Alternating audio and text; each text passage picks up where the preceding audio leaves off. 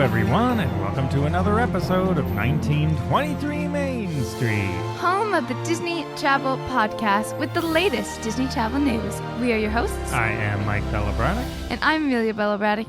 And today, openings and closings across the Disneys and the EPCOT foodie guide for the Flower and Garden Festival. Yeah, there's a ton of news this week, so we're going to dive right into it. Let's start with these openings and closings. And you know, one of these in particular is going to make a lot of people upset, and another one has me intrigued, and I'm a little bit worried. So let's start with the one that is going to upset the biggest group of people. Trails End is closing at Fort Wilderness. Now, it looks like it's the end of the trail. It's the end of the ride, people. Yes, because they have announced that it will be closing in April, and it's not reopening except as a quick service restaurant. So no longer. It's going to be apparently like a marketplace, which they've done at the other moderates, which would be like Port Orleans. They have type of a marketplace concept. So this is going to be sad, you know, Trails End. This goes way Could they back. not just build a new market? Yeah, I don't know. I mean, I guess why?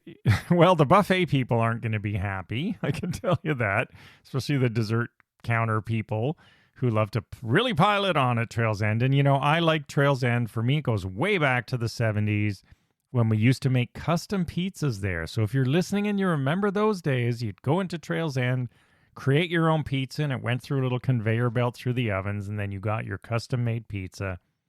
So that was sort of self-serve, but not really table. But anyway, they're changing it to a marketplace. It is closing, and I don't even know if it's going to still be called Trails End. Really? It'd be interesting to see what they do with it, because I know a lot of people would be mad, especially if they didn't hear the news. Yeah. If it's called Trails End and they go after a couple years and it's just a random quick service. So that is the first closing, not permanent, but closing for quite a while. Next one up. The Concierge Lounge at Disney's BoardWalk will be closing for refurbishment on March 11th and on staying that way until the end of April. Yeah, so if you had club level booked, I'm sure they warned you, but if you're anywhere in that area, you are going to hear construction noise. So Have a fun March break, everyone. Yeah, just remember, Disney couldn't wait 1 week. If you're staying at BoardWalk anywhere near the Concierge Club level, it's going to be a little bit noisy. So those two closings, and now an opening, a long-awaited opening. After 7 months, Narcoossee's is finally reopening with a new design of the land and sea themes, and I'm not sure how I feel about this. You know, okay, so first of all, it's opening on April 1st. You can start booking reservations. We're going to have to wait to try it because we just miss it. We're there just the week before, and then we're back in the summer. Now, yeah, I've been reading this. Check our show notes for this and everything else, as always, for all the details. But I was hoping it was going to be a fully refreshed menu and stuff. It doesn't sound like it. What it sounds like to me is they've redesigned the restaurant, so they've updated and freshened up the restaurant, which is good. But there's a lot of old stuff that's back, and there are a few new menu items, but they sound like they're sort of mostly apps and desserts. And my worry is, if you listened to me at all for a while or read my blog before we started this podcast, Narcoossee's for many, many years, 15 years I'd say, was my favorite restaurant in all of Walt Disney World. And then about 8 or 10 years ago, it sort of went off a cliff. It just got tired. The food was just not bad, but for the prices you paid, we were getting better food at the Grand Floridian Cafe and certainly Citrico. So it went from one of the best to falling off a cliff to mediocre, tired. The cast members there, unfortunately, were not the greatest anymore. It just was a tired, dated restaurant, and it showed in both the service and the food.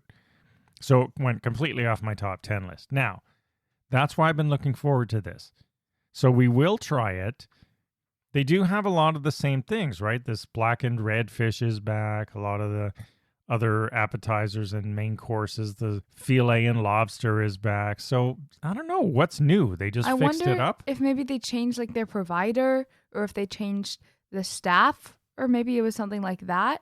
You know, the only thing we can hope is if you're in a nice, clean, fresh, new environment that that's true. It might have been the kitchen staff are better, yeah, the or perhaps servers are better. It was the kitchen. Like maybe the kitchen was also renovated, and that was contributing to the food. Good point. Hopefully it's not just cosmetic in the dining room and the kitchen still got old, you know, equipment, if it was old. Anyway, one thing they have that if you like to drink, there's a new wine list, and there's a ton of new cool cocktails and botanical liqueurs and all sorts of stuff, and some mocktails or non-alcoholic cocktails. So At least the bar sounds like it did get a really good refresh. So we're going to have to wait and see, is this going to bring it back? And Ohana's in the same boat right now. It went off a cliff shortly after Narcoossee's, the two of them. It is tired, old. And if you ate there way in the past and you eat there now, we don't even go there anymore because it's nowhere near what it used to be. And it's sad, right? It's sad to see these classic things get ignored. So Narcoossee's was not ignored. They've renovated it. It's reopening. We'll have to see. I have faith that it can redeem itself. Yeah. Stay tuned for our take and we'll watch other reviews. All right, let's hop across to Disneyland, who just came out of a bit of a snow. Yes. Real snow, not the fake magical snow. San Francisco Square will appear at Disney's California Adventure Park in summer 2023. So this is what Pacific Wharf is actually transforming into from Big Hero 6. Yeah, they announced this at D23. We now know when it's happening. I'm not sure. Again, this goes back to a theme we've talked about a lot. I don't know if listeners agree or not. These things were Disney, but as we know, they're just going with this paintbrush and slapping a Disney brand on every single thing that wasn't related to a movie, right? Yeah. If they have anything that's not tied to a movie, they're making it a movie tie-in, and this is just the next one to get knocked off the list. Pixar Pier is another example, and that's why we're wondering what's going to happen with Rock and Roller Coaster, whether or not it's right now. Eventually, it will happen. When Aerosmith's name comes off there, I'll bet you it is a Disney tie-in, not just another band.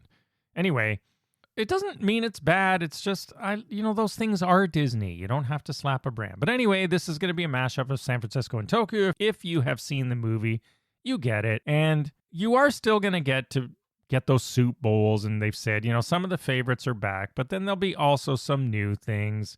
So we'll see. I'm sure it's going to be good. I like that area. I really love Pacific Wharf, so hopefully it's still a good area. I think this one won't be dramatically affected in either way. Hopefully it's even better.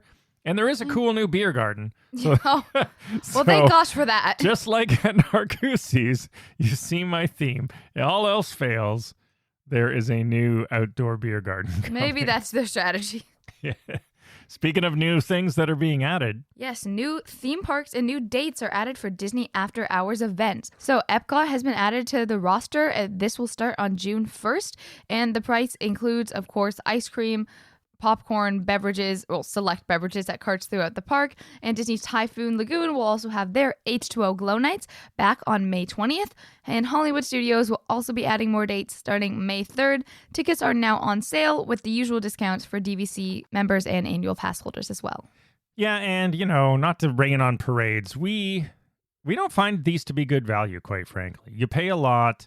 And the lines aren't necessarily short. Yeah, you get a free popcorn and ice cream, but they're super expensive now. Like, I love, as you know, we love pay for play, right? So by all means, go and have fun. I used to love going to these things, but there's just not much to it. I just wanted to say, personally, I think perhaps if it's an off season, you might get more for your money. But if you're going to one, especially like on March break or where it's really crowded, so is everyone else. Yeah. So are all of the other annual pass holders and all of the other DVC people that are there and that think they're going to get less crowds. If you're a local, maybe you think, it's going to be quieter. It's really not. Yeah, and the thing is, we never know. They never say how many tickets they're selling. So we don't know if they sell more during these high periods or less or whatever, and probably not less.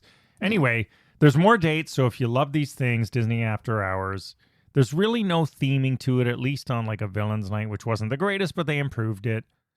At least there's something more to it. So they're getting expensive, but if you want to go, they're okay. They're not bad. And I also think maybe they're of better value if you don't get a regular day park ticket, if you just go at night, because you get admission at like 6, for example, and then maybe it's a better use of your money that way, because if you're paying for both, it's really unnecessary, in my personal opinion. Yeah. But all right, let's jump back across to Disneyland. So much news this week. We'll keep it moving. The Villas at Disneyland Hotel gave us our first look at the guest rooms. What do you think? Talk about what they are. So this is a 12-story tower, just to refresh everyone, at Disneyland Hotel. It's a Disney Vacation Club tower, opens in September, and now we know what the rooms are going to be like. Yes, so the rooms are themed based on Disney movies. Oh, shocker.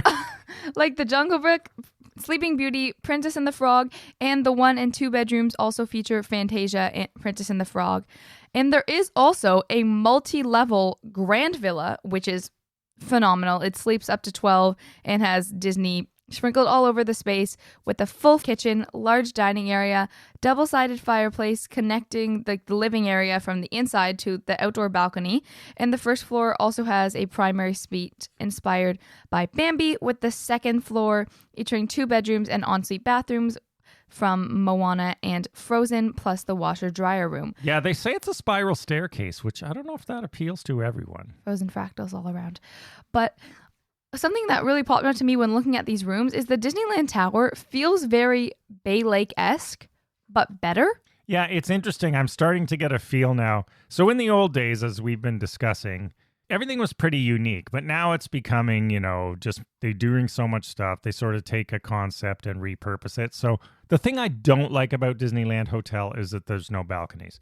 And most of this tower is like that. However, the Grand Villa, and I don't know if any of the ones and two, it's hard to tell from the pictures, do have balconies. They have 3 balconies. They have 2 small side balconies, and then they have the one massive So I can't wait to see terrace. the points for this night for this thing. But maybe we'll try it someday. It's just really interesting because it feels like the same, not energy, but it has the same probably base design as Bay Lake, but it just feels more upscale, almost the decor cleaner in a way. Yes, the decor almost more modern or more contemporary than the actual contemporary. Yeah, so if you haven't seen the pictures and you know what Bay Lake Tower looks like inside, it's sort of like that. I have a feeling, I'm going to put this out there now, that the Polynesian, the new villas, are also going to follow this exact same kind of style. But I don't hate it. Polynesian I theming. enjoy it.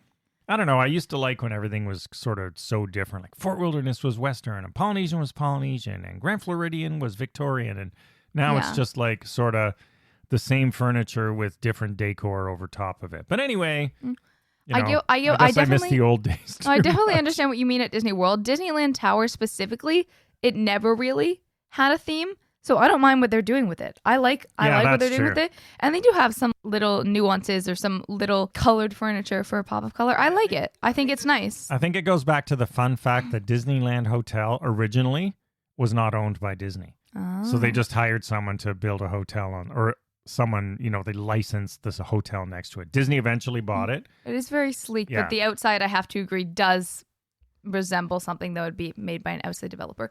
It's kind of giving like expensive apartment building almost. But all right, if you're an annual fan. pass holder at Walt Disney World and you managed to keep your pass, you're getting a few new perks. We have those on our website, so check those out. I'm sure you know about them already, but in case you don't, we've listed them all. Now let's jump into what Amelia's been waiting for. The EPCOT Flower and Garden Festival Foodie Guide. Finally, I live for the foods, and this season has got some pretty good offerings. Yeah, so a lot of the good old stuff is back. As always, check our show notes and our blog post at 1923mainstreet.com, where we have every single thing listed at every location. But what we do now, since there's so much we don't want to bore you, we look at all the new stuff and give you the top picks for what's new. So here are our top picks for the foodie guide for the EPCOT Flower and Garden. Yes. So first up, right off the bat, are the early bloom menu. This is available from March 1st all the way through April 8th. I did the spice cake with cream cheese icing and candied pecans and parsnip. Or pecans, as I would say. Sure. It just looks so nice and so fresh. It does look good. And it looks delicious, so I'm excited to try that new this year. Yeah, we're going to post photos of these that we have and then, of course, try them all in about a week or so. Yeah. 2 weeks. All right. Citrus Blossom, the Odyssey. There is a lot of cool stuff. I like these citrus, the Florida, the Honey Bistro. We'll get into all those. All those sort of booths are always good. Couple of new things here. The Orange Sesame Tempura Shrimp with Orange Chili Sauce. I will definitely try that one.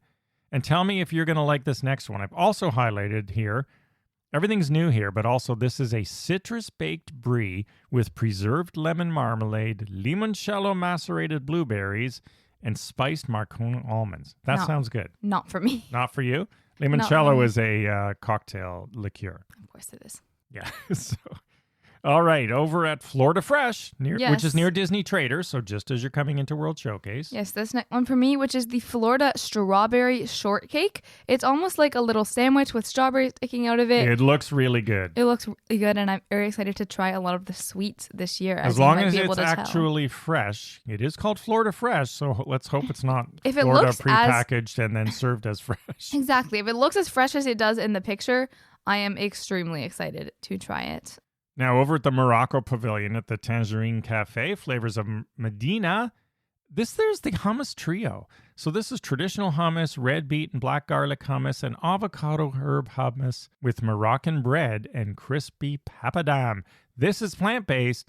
Looks really good. Jumping to Canada, Northern Bloom. Yes, and this year we are excited to try the chocolate maple whiskey cake. Yeah, this looks really good as well. Can you see a theme? I was clearly hungry for baked goods. We are having when I a was couple of picking days this at out. EPCOT, so we might have to sort of figure out what we're going to do each day. We are going to share, but still it adds up pretty quickly. Yes, And at the refreshment port, also near Canada. Yeah, so a nice drink to wash it all down. Yeah, a frozen mojito with Boyd and Blair rum. There's 3 new drinks, but I'm going for the frozen mojito. That would be very refreshing, and it looks like it's going to be a hot time in a couple of weeks. Yes, next up at the Honey Bistro, we've both pegged this. This is the chicken and waffles, which is crisp honey brine chicken and sweet honey cornbread waffle with whipped honey butter and spicy honey. Yeah, this looks really good. And if it's like that, Mike, spicy honey, Chef's it's kiss. not going to be super Chef's spicy, kiss. so don't worry about it. Yeah. Yeah, that one does definitely look good. I'm all in for that. Another beverage, I would say, at Connections, there is the flower drop cocktail. Now, if you like Saint-Germain elderflower liqueur from France as much as I do, this one is that liqueur with Tito's vodka and Minute Maid lemonade. Simple, sweet, easy. I'm going to try this one at home and then test it there.